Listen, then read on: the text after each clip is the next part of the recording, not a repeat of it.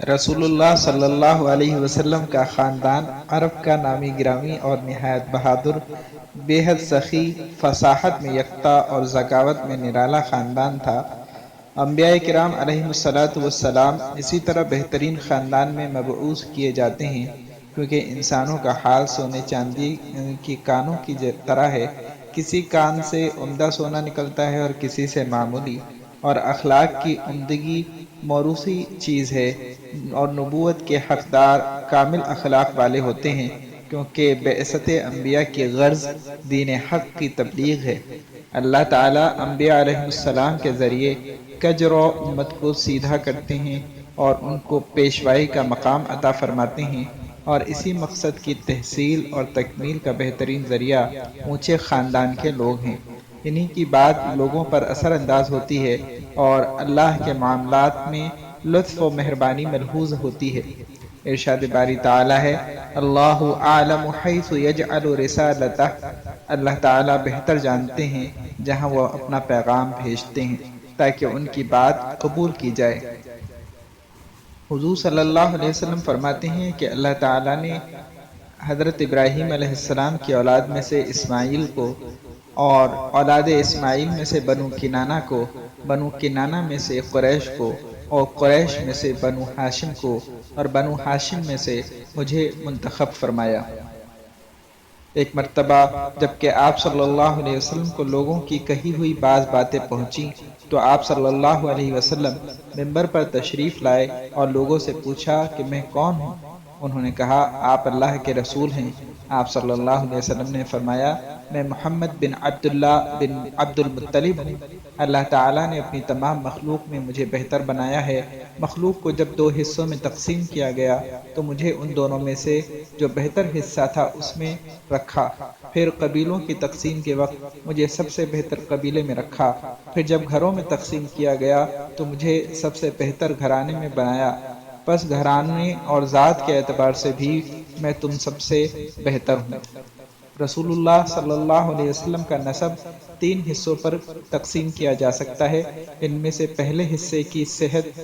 یعنی اس کے درست ہونے پر تمام اہل سیر اور ماہرین انصاف کا اتفاق ہے، جو کہ عدنان تک پہنچتا ہے۔ دوسرا حصہ جس میں اہل سیر کا اختلاف ہے، کسی نے بیان کیا اور کسی نے توقف کیا یعنی بیان کرنے سے منع کیا، یہ عدنان سے اوپر حضرت ابراہیم علیہ السلام تک پہنچتا ہے۔ اور تیسرا حصہ جس میں یقیناً کچھ غلطیاں ہیں، وہ حضرت ابراہیم علیہ السلام سے اوپر حضرت آدم علیہ السلام تک جاتا ہے۔ پہلا حصہ جس میں کوئی اختلاف نہیں وہ اس طرح ہے کہ محمد بن عبداللہ بن عبد المطلب بن ہاشم بن عبد مناف بن قصی بن کلاب بن مرہ بن کعب بن لؤی بن غالب بن فہر بن مالک بن نضر بن کنانہ بن خزیمہ بن مدرکہ بن الیاس بن مضر بن نزار بن معد بن عدنان۔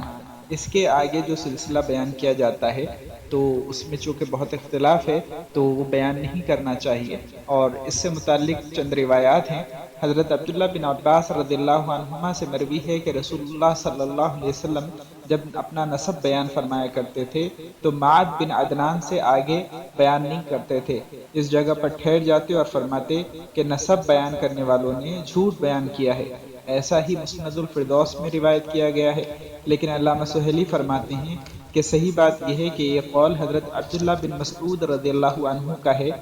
جب وہ اس آیت کریمہ کو پڑھتے، أَلَمْ يَأْتِكُمْ نَبَأُ الَّذِينَ مِنْ قَبْلِكُمْ قَوْمِ نُوحٍ وَعَادٍ وَثَمُودَ وَالَّذِينَ مِنْ بَعْدِهِمْ لَا يَعْلَمُهُمْ إِلَّا اللَّهُ، کیا تمہیں ان لوگوں کی خبر نہیں پہنچی جو تم سے پہلے گزر چکے ہیں، قوم نوح، عاد، سمود اور ان کے بعد آنے والی قومیں جنہیں اللہ کے سوا کوئی نہیں جانتا۔ تو اس پر فرماتے کہ نسب بیان کرنے والوں نے جھوٹ بیان کیا، مگر حق تعالیٰ کی طرف سے یعنی انہیں کوئی بات نہیں پہنچائی گئی اور وہ آگے بیان کرتے ہیں، تو یہ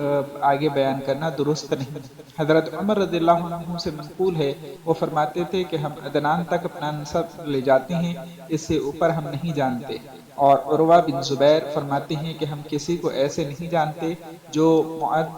کسی ایسے کو نہیں جانتے جو معد بن عدنان کے بعد سلسلہ نسب پہنچائے، کیونکہ عدنان سے حضرت اسماعیل علیہ السلام تک اور آگے حضرت آدم علیہ السلام تک بہت اختلاف ہے۔ اس لیے عدنان سے حضرت اسماعیل علیہ السلام تک ایسی پشتوں کا بھی ذکر کیا ہے جن کا کچھ اتا پتہ معلوم نہیں ہوتا،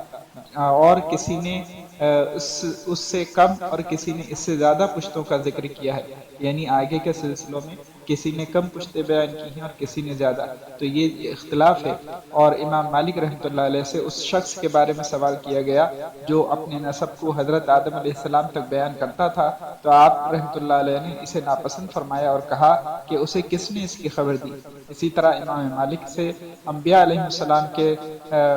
نسب کو آگے تک پہنچانے کے متعلق پوچھا گیا تو انہوں نے اس کو منع فرمایا، اس لیے عدنان سے اوپر اس بنا پر توقف کرنا چاہیے کہ آگے جو بیان کیا جاتا ہے وہ صحیح روایتوں میں نہیں آیا ہے، تو اور حضور صلی اللہ علیہ وسلم کو اس کی کوئی وحی نہیں کی گئی ہے، تو کسی کے نسب میں ایسے ناموں کا شامل کر دینا جس کی صحیح تحقیق نہ ہو، تو یہ ایک گویا کے جرم ہے، اس لیے اس میں توقف اور زبان کو روک کے رکھنا ہی بہتر ہے۔